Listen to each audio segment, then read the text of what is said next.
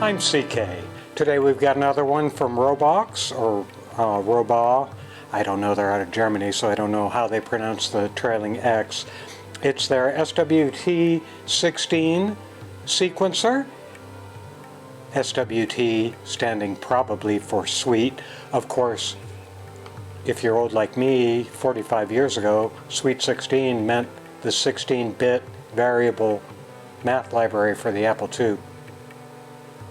But that's only because I'm old. So I did their LL8 about a year ago. So the Sweet 16 is a 16-track sequencer with 64 steps per track. That's a lot of data, and that's a lot of sequences, so that'll be pretty cool. So we'll take a look at it, see if it's all just surface mount that we have to just slap some jacks on it, or what it is. And as always, I hope you enjoy the video. This is the package, little bubble wrap package, which I'm not a huge fan of. Robaux from Hamburg, Germany, and picked this up from thonk.co.uk, as I often do. Get the gooey glue off. There's a bunch of stuff. There's a bunch of stuff. Check the packaging for anything else. Nope, nothing else. Okay, let's see. Take the piece of paper out first, or actually this is the user manual. Different color buttons, looks like. And all kinds of, oh, and the assembly guide. You flip it over and it's got the assembly guide. Well, that's nice. Now we've got pin headers, icons, LEDs, more pin headers, screws, power socket. I think the button array is already installed, isn't it? Yeah, I think the button array will already be installed. 6 megahertz crystal. Oh no, there's a good bit to put together on this. Good. So it won't be just the same old surface mount and screw it together. Robaux, or Robaux, because they're out of Germany, so I don't know how they're pronouncing the X. Let's look at the front panel.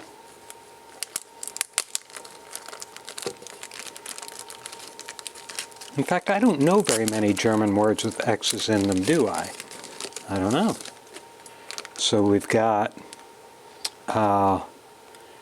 1, 2, 3, and there are a bunch of symbols under it, which is probably good because on this one, it's got the button numbers, but to do and it's got some symbols, but to do configurations, you really have to find the manual. And sometimes one can lose the manuals, as we all know. Got a button array symbol, a kind of triangle, push button, maybe that's for tap tempo, recirc, I don't know what some of these symbols are a little obscure. And then we've got the sequence points out, I guess, and then we've got a curved arrow, which probably means reset to the start, and a play CV. That's what I'm making the assumption of.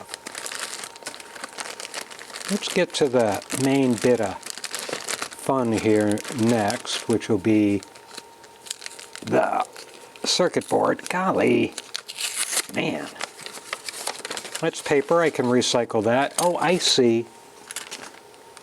So if you'll notice, this is the panel where all the LEDs go and all the buttons will go. And if you'll notice this, the way these solder pads are, they're not solder pads. They're going to be, this is probably carbon backed. Yeah, there it is. On the button array, there's a little carbon disc there, or annulus there, which will make contact with those and act like a switch. So that mystery or question is resolved.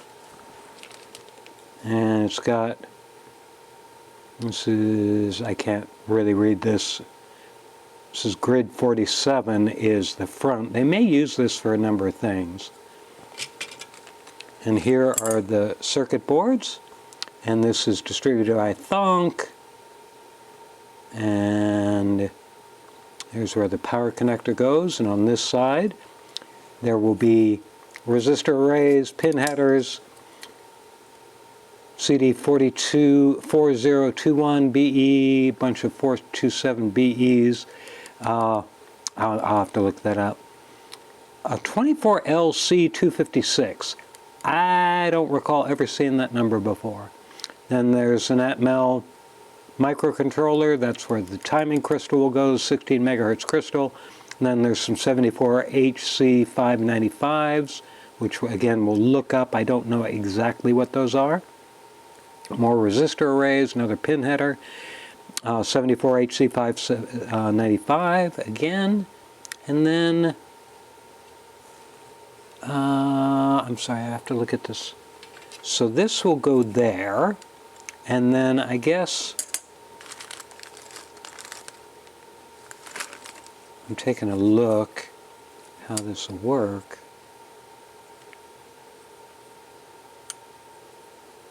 I'm not real sure.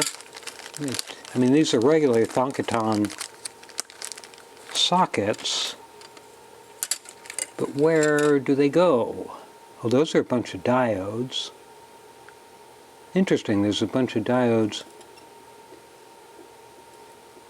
Oh, here it is. There's another daughter board that goes here on top of this, and that goes where that pin header is, and this is where the jacks will go, like so. And we've got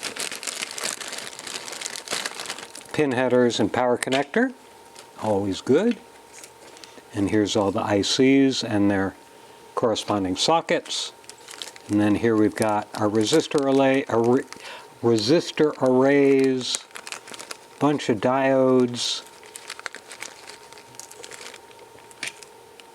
and I got to move stuff around here a little bit.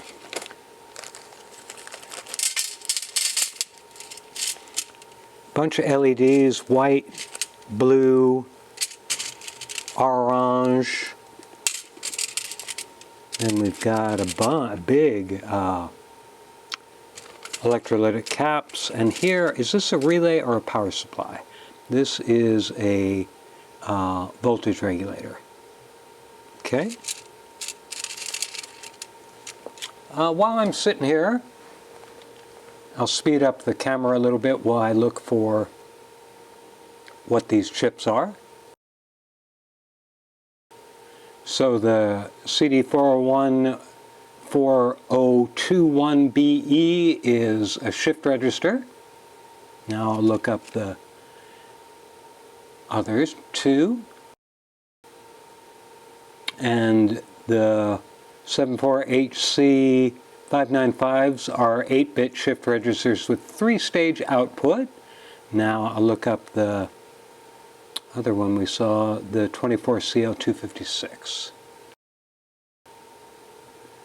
So the 24CL256 is a double EEPROM, an electrically erasable programmable module, which I'm going to make the assumption that it is already programmed.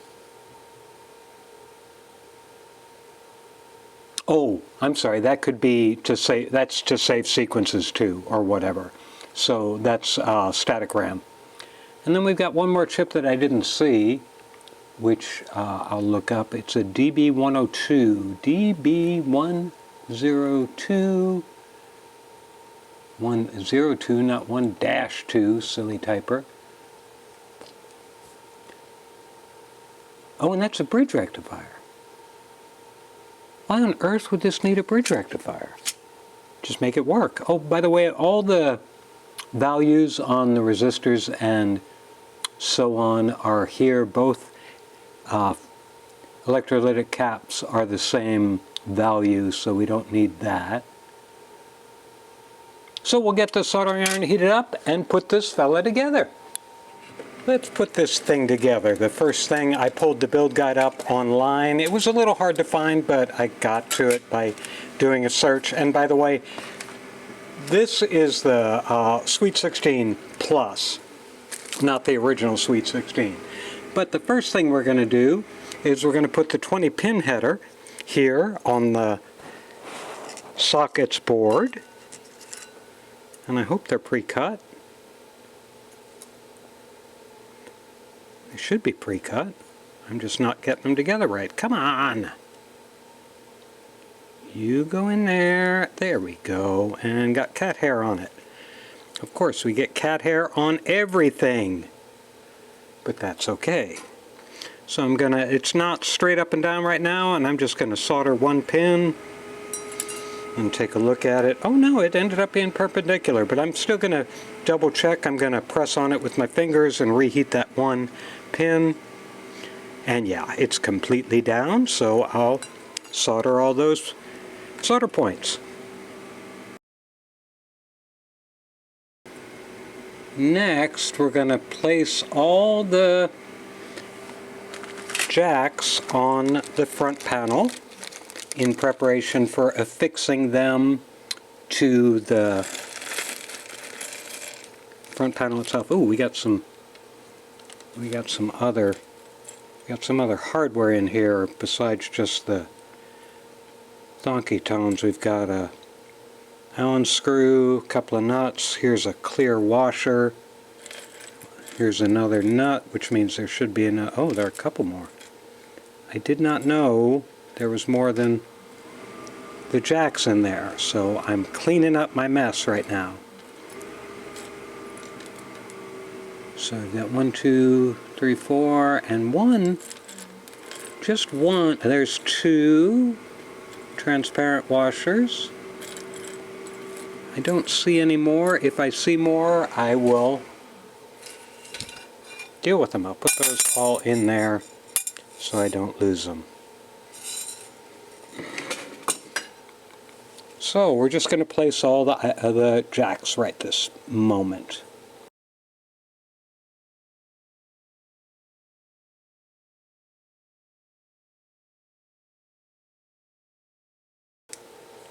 And there they all are, and you might have seen as I was doing that, I kept knocking them out. So next, we're gonna, what are we gonna do? I skipped ahead. Now we're gonna put this on the front panel, and I don't want to put it down because I'll just bounce the things out again. Put this on the front panel, get it all lined up. There we go, they all went in fine. Interesting that we're doing this without the circuit board on there, but we'll put the main circuit board, that is, but we'll put the buttons on. That doesn't make any difference. Okay, because that's the way they show it in the instruction guide, but it doesn't make any difference because they're not contacting each other. Now we're gonna solder all the jacks, but first I'm gonna put a nut on number 9 and a nut on the CV for the repeat or return to the beginning of the loop. Whatever you call that. I could call it reset. I guess I could call it reset. And that keeps everything firmly together. I'm just going to go ahead and solder all the rest of the jacks and then put the knurled nuts on.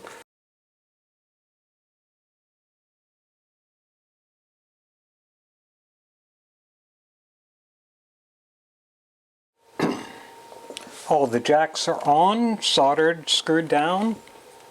The most tedious part of the job is over. Now we're going to do some LEDs, and we're going to do the blue ones first.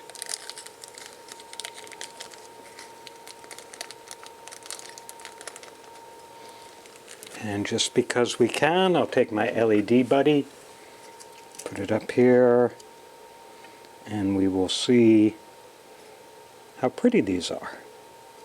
Oops. 2.7 volts forward voltage, 1K8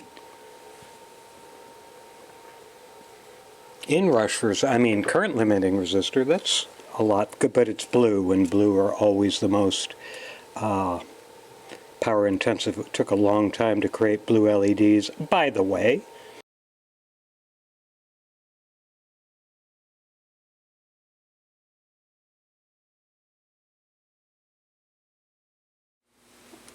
All the LEDs are on, and I think I've got them all aligned perfectly. But I'm going to put the little rubber caps on just to be sure and give them a couple of presses. I don't feel anything rubbing on the sides, so I think they're all okay. Good. Next, we're going to put the pin headers on this, and we're going to put the male pin headers on this one. It's a lot, 40 pins per strip.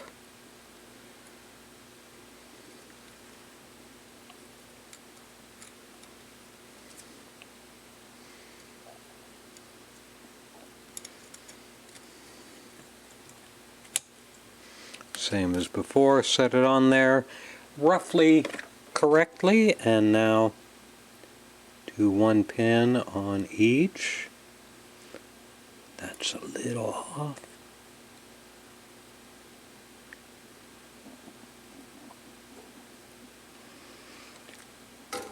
And now check for perpendicularity. This one's not quite perfect, so I'm going to push it, because the strip's so long, I'm going to push it against my solder pad instead of trying to do it with my fingers.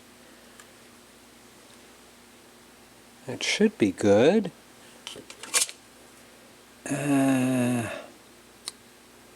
Tell you what I'm going to do. I wonder if he says to... Yeah, see, he isn't doing that. Okay, so what I'm going to do is I'm going to do the other pin headers at the same time. I know it makes some things a little more complicated for me, though not really, I don't think. I'm going to... Let me run the instructions forward a little bit.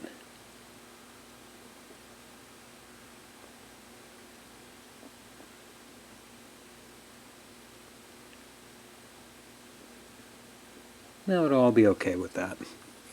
So I'm just making sure that when I get around to putting these together later, everything's fine.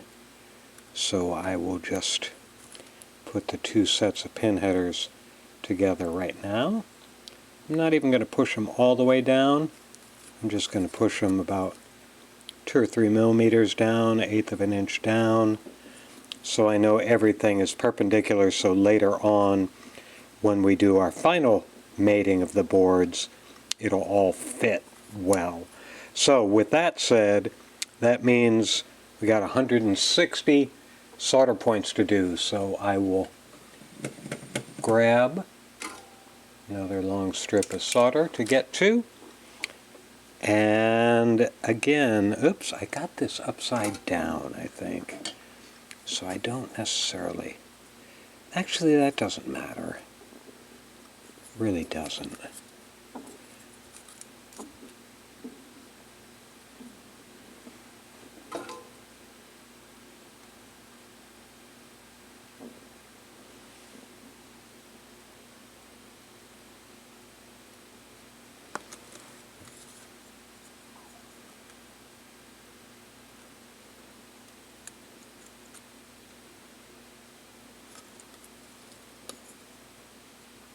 So as I said, 160 solder points, so I will go ahead and once again turn the cameras off, because you don't need to see me solder in 160 pins.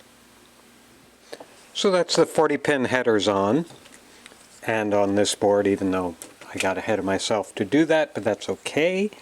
One other thing I did want to mention about the LED buddy, besides just seeing what color the LEDs are or whatever, You could also go through all of the LEDs you're going to be putting on, make sure none of them came up bad. And again, they gave us one extra of each just in case you did get a bad one. So now, on this board, we're going to put the keypads on, 4x4 and 3x3, and I think they want the 4x4 on the top. And got a little dust in there, and the 3x3 down here, and as you can see, there are screw holes here. So you want to make sure you get the things aligned with the screw holes, or else you will be sad, because the screws won't go through. Same thing with this little, what do they have, frame to frame around it. And now we can put the front panel and the jack board on here. And this is where we have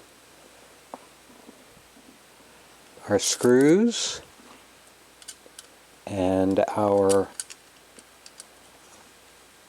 little, wow, that's, I don't know. That doesn't give us much. There's only like 2.5 threads showing through, and they want us to put these little clear washers on there. But I'm not sure we've got, I mean, that cuts down all, that's not great.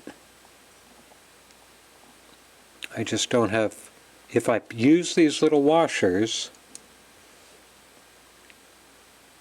then I don't have enough thread for this to be going together very well. So let me see if I can do this. I may have to take the washers off. Oops, don't try and put the screw into another screw, okay?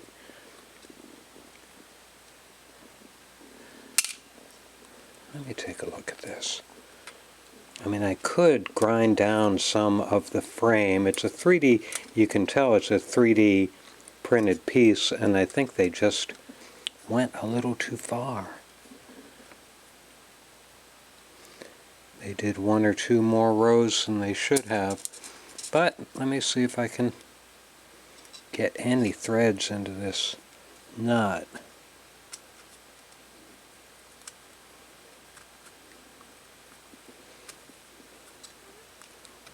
Just barely. Yeah, see, look at that. That's, those screws are just not long enough. And again, I'm just double checking to make sure everything is assembled correctly, and it certainly is.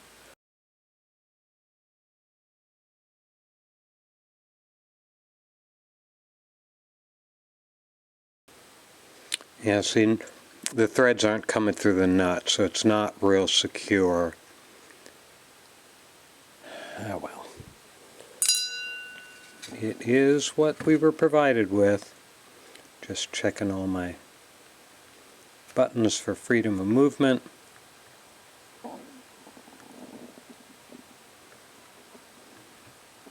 There. So except for that little issue, the front panel's all together. Now we're going to took the what the heck was those, what the heck were those words coming out of my face? Now we're going to take the power connector. We're going to put the power connector on, where are we putting the power connector on? We're putting the power connector on the back here.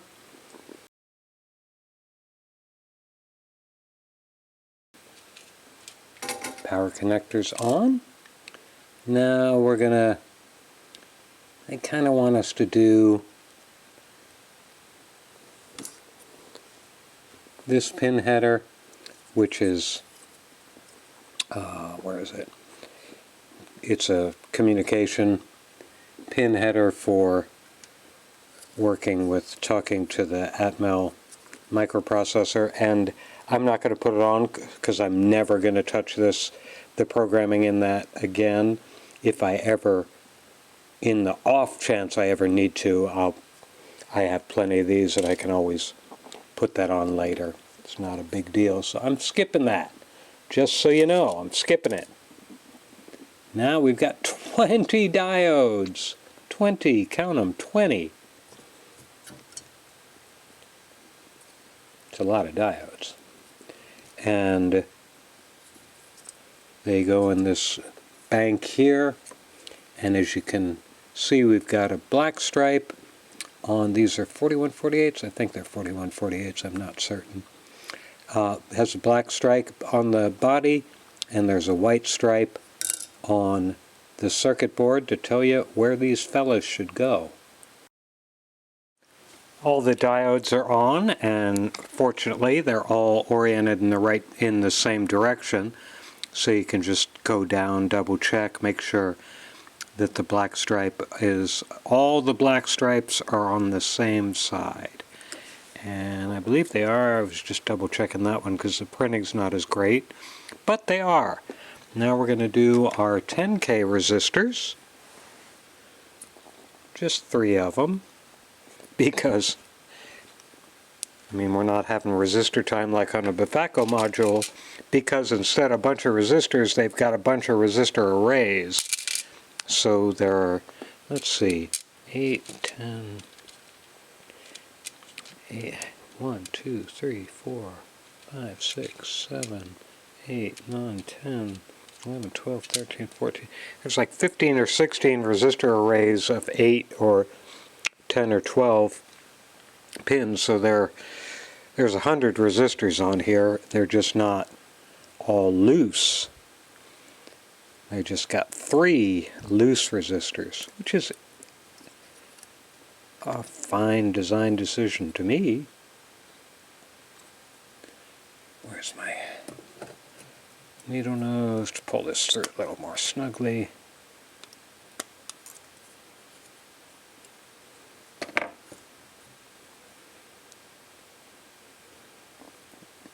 Yeah, the only thing about putting the pin headers on when I did was when I flipped this board over to solder these resistors, they will not be pressed against my solder pad, so they may be up a tiny bit, which doesn't make any difference electrically to the circuit, so I certainly don't care. I am not making a board that's going to be displayed in a catalog. So I'm not going to solder those yet, because I'll put the 16 megahertz crystal on. Crystals are surprisingly, well, or not surprising, crystals are not polarity sensitive. They can go on either orientation. Now we're going to do our two 220 pico caps, and where do they go? They're going here, which means they are under the microcontroller. So I'm going to, as I put them on, I'm going to do something else, because I think I may have to straighten these. Now I can't because of the way they're designed. But let's see, I'll show you what I'm talking about, what I'm mumbling about here momentarily. I'm going to take the big socket out. And I'm not going to try and fight this out. I'm going to cut this bag.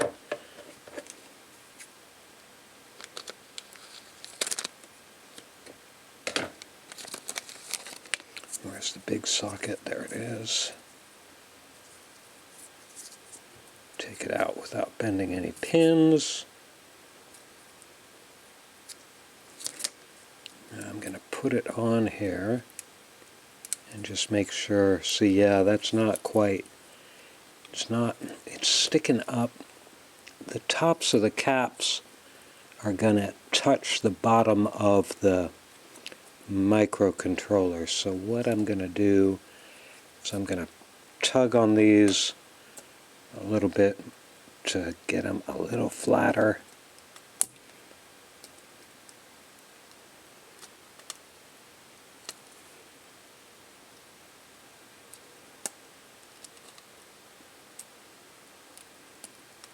trying not to actually break the cap, because you could break the cap tugging too hard.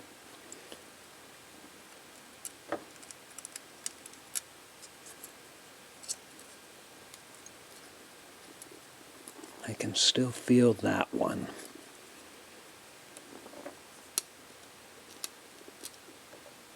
Oops. There, that got it. Okay, so now they're, oh no, it's still up a little bit. I mean, the way these caps are designed, I can't really pull the legs straighter. Okay, that's okay. Okay, so that's those two caps. Now we'll put the 104 as 100 nanofarads decoupling caps for these other chips. There's not a lot of, he didn't put decoupling caps everywhere on all the chips. Like he's got these HC 595s that he's got. I mean, it's like he's using one decoupling cap for a whole row of ICs, which is not typical. Okay, we're going to solder these bits now, because the next bit is a whole bunch of resistor arrays.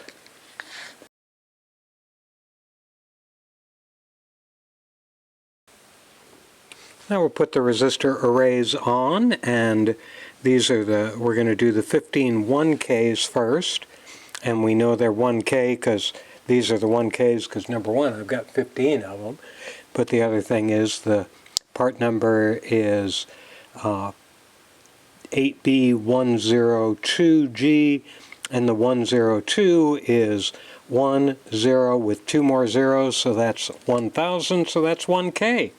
Now, these resistor arrays do not have to be placed in a particular direction.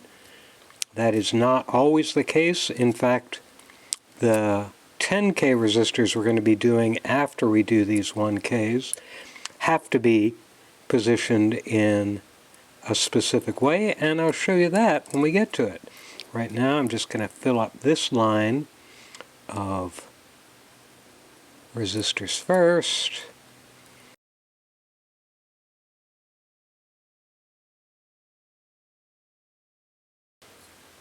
I'm just checking to make sure they're not too wacky. I don't really care if they're a little angled, because it doesn't, of course, affect the circuit itself, but I'll dress those up. Now I'll do all these pins, and then I'm going to do the same thing on 1, 2, 3, 4, 5, 6, 7 more resistor arrays there. So once again, I will turn off the cameras because we're just doing a bunch of the same soldering over and over again. All the 10Ks are, the 1Ks are on. Now we'll do the 10Ks. And as I said, they do need to be in a particular orientation. So if you look on the circuit board, right here, here, and here, there's a white line. And on the array itself, there's a white dot on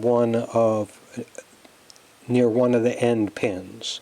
And of course, this is a 103, so that's 1 0 with 3 more zeros, so they're the 10Ks. So we are going to, I'm going to do these each individually, just because it'll actually take me less time than putting them in and flipping them over and all that.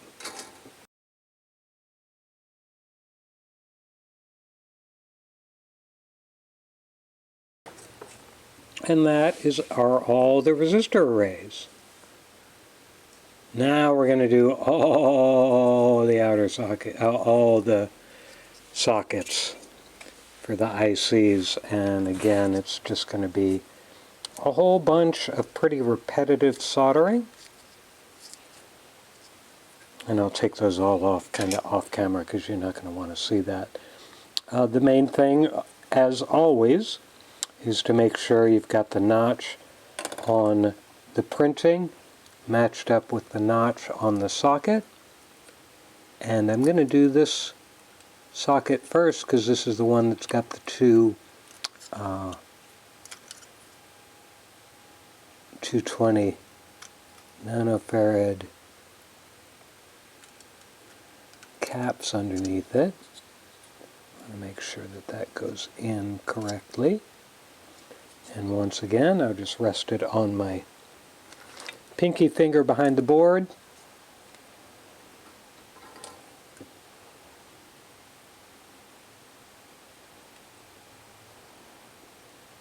Do one pin to lock it in place.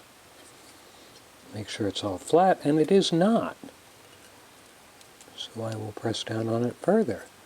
Oh, I know why it's not, because those silly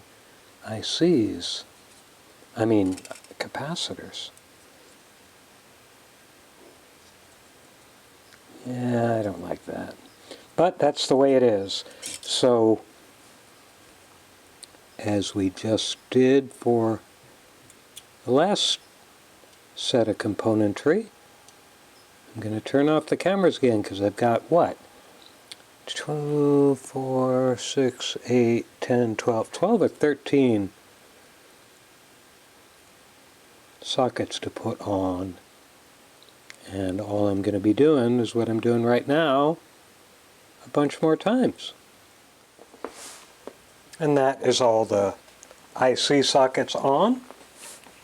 We will now move to the electrolytics, and the shaded side is negative, so we will match the shaded side on the capacitor to the shaded side printed on the circuit board.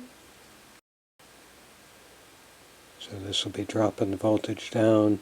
It's taking, as you can see here, it's taking 12 volts in, there's the ground pin, and putting 5 volts out.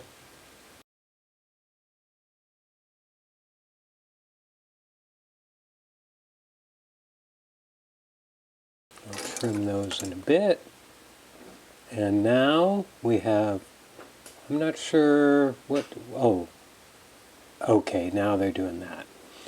So what I'm going to do next is I'm going to do this pin header that connects to the front panel here. And again, I'm doing the same thing I did for the other ones. I'm going to set it kind of semi-together.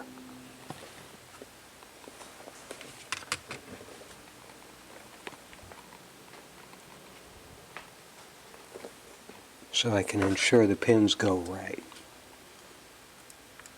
So I will hold this kind of like, oh, and he actually, or the build guide author actually said to put the ICs in first.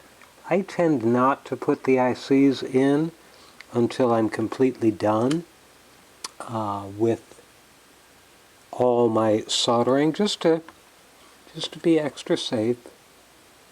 So I didn't get that in quite right. So now, come on, you can do it. There we go. Now they're all lined up. The two I already did, and now this one.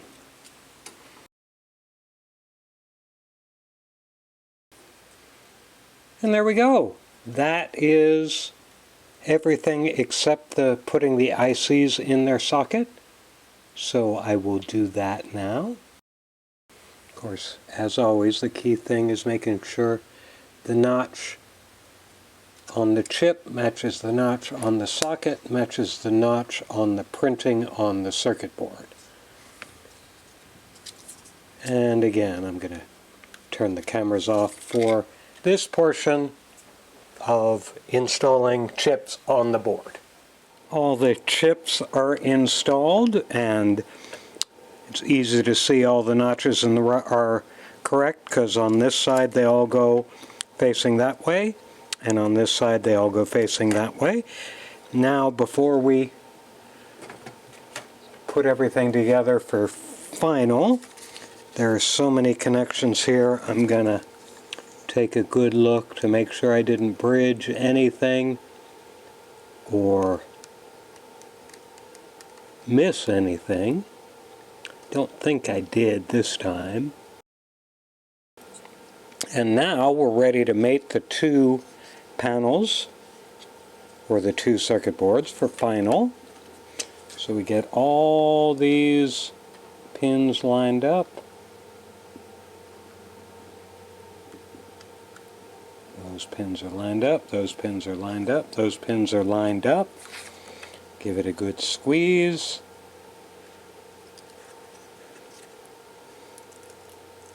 It's a lot of pins, so you're pushing 100 pins together. So there's a good bit of friction, so just use appropriate force to get them through. Huh, that's interesting.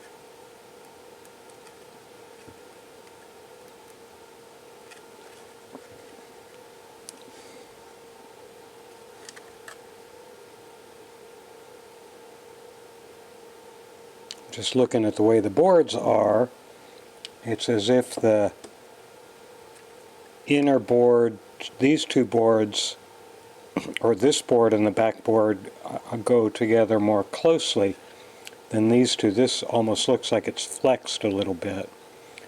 And I don't know if you can see it, but the pins from the jacks are actually touching those two ICs.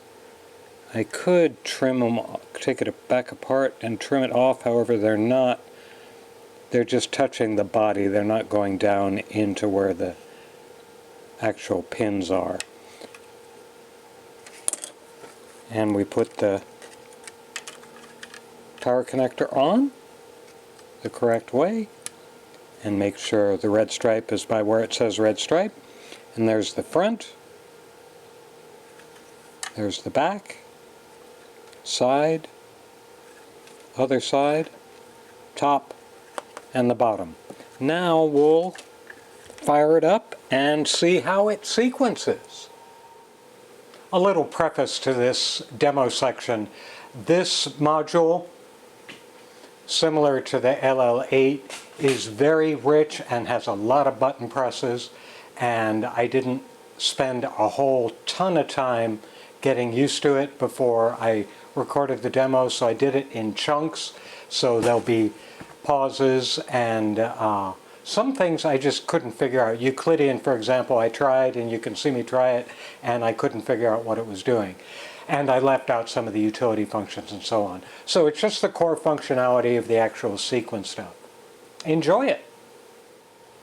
Let's give this a whirl. I've put it in my workbench rack simply because I'm pressing a lot of buttons and I don't want to do that on my vertical, less secure rack. So here's the sequencer. I've been playing with it for about 20 minutes.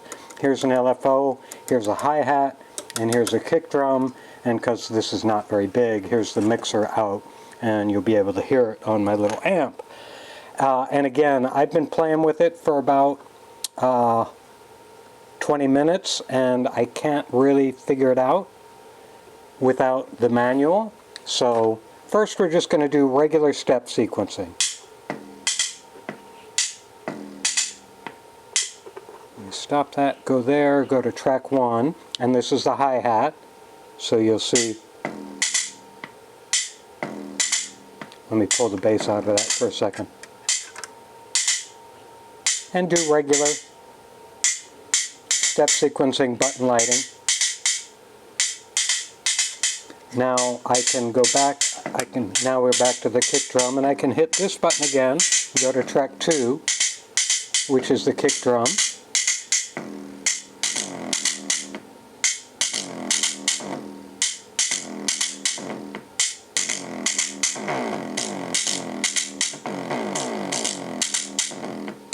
So that works as one would expect now. Now we'll try setting some timing. We'll use the clock setting. So first let's go back to that, and we can just play with that. That's our sequence again. Stop that, and then we'll go to clock on 13. and this is lit up showing it's using the internal clock. This increases the internal clock, this slows it down. So if we do this, it's the current speed. If I want to slow it down, I hit this minus sign. It takes quite a few presses to get it to slow down. As you can see, now it's quite a bit slower. Now we'll speed it back up again with the plus sign. You really do have to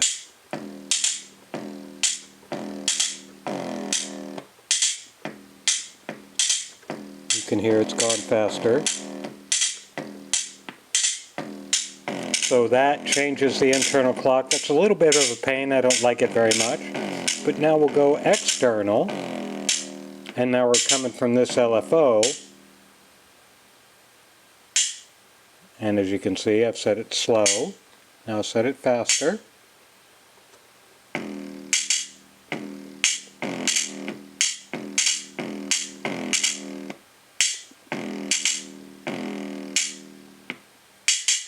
So that's how you can do internal and external timing with this. Now let me pause and set up the next section. Okay, next we're going to do tap. And we're going to go shift to the tap button. Now,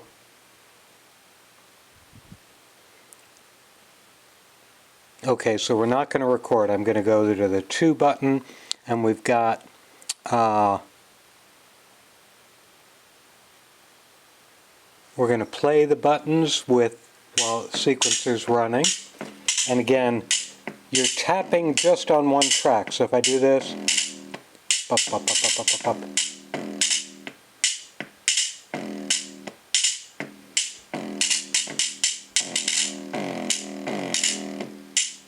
I'm going to pull this bass drum out for a minute because it's confusing me. So the first thing I'm going to do is delete all the tracks. Now I'm going to go back to press the first white button to play your tracks via the orange button.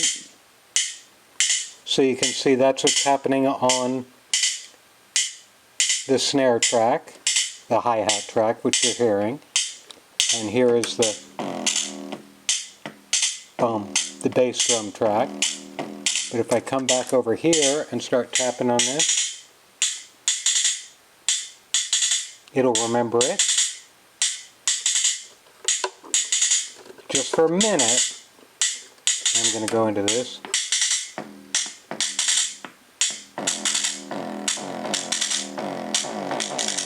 See, now I've added more steps to the bass, and I want to erase that.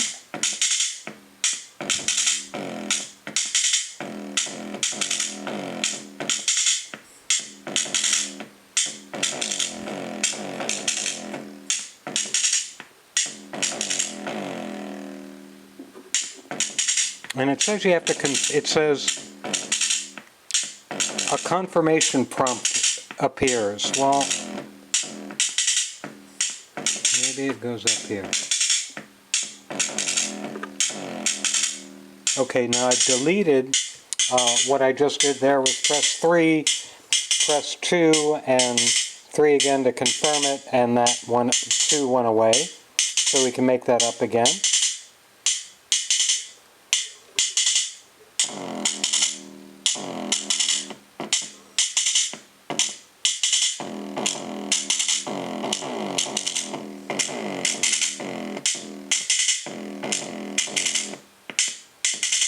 So that's the way that's going to be working, and I can save this by, oh okay, we have been recording the whole time. If we just wanted to just play without anything being recorded, then we could just go into mode 2. Okay, so that's tap. Now we'll do a little Euclideanizing, and I'm going to use the examples in here. So we'll go into Euclidean mode, which is button 2 there, and we're going to do the 4 patterns that they show. So listen to the pattern. Now I'm going to change it. We'll press the first white button and go to 5 steps. And then we'll go to the second white button with an offset of 3. And then third white button and go to 12. And that gives us a 12-step length. So you can hear it's changed it a little bit. Button 4 is supposed to show the pattern. I don't really know what it's showing me there. So I don't know whether that changes. No, I don't know what that does. But we go back to this, and we'll go back to 1 to steps 4, offset of 1, and length of 16. You can hear the difference there. And then we'll go back and we'll do 3 steps with an offset of 2 and a length of 10. Let me take that offset back off.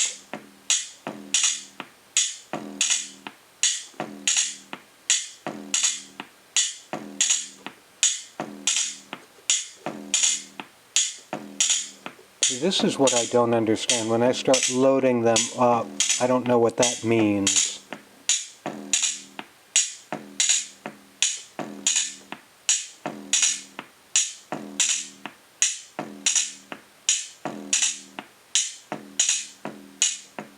Go up to 16 steps. Go back to here and change that to 6 steps. An offset of 6. And then we'll do a length of 16 again.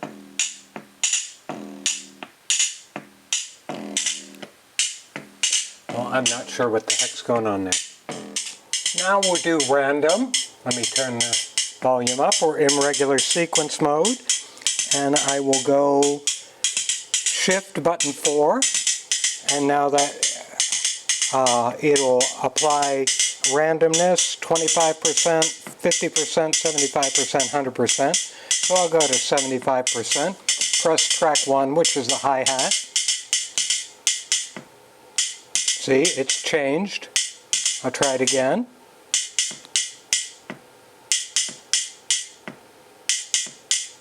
Now I'll go ahead and do random again. And you hear that? You hear the kick drum is changing. So that's pretty straightforward. Now we'll do some fill. And oh, we can mute. So let's just, you know what muting is. There, I just muted that track, brought it back in. That's easy. Now we'll do fill. And now I'll tap the first track. Gave me a fill. Tap the bass drum track. Gave me a fill. So that's easy. There's performance modes, which I'm not going to be doing, and then a whole bunch of parameter values. But that is basically it for performance stuff. I don't know if it has any presets. Let me see if we can load a preset. We'll go to the presets button and select a white button to load presets. I'll select that white button. I don't know why they're both flashing. Oh, white button 1. Select the white button 1 to load. Oh, I don't know what it's doing now. See, it gets into these modes that I don't know what it's doing. I don't know why it's doing whatever it's doing. I don't know why the 2 is flashing, because there's nothing in here that says the 2 should be flashing. So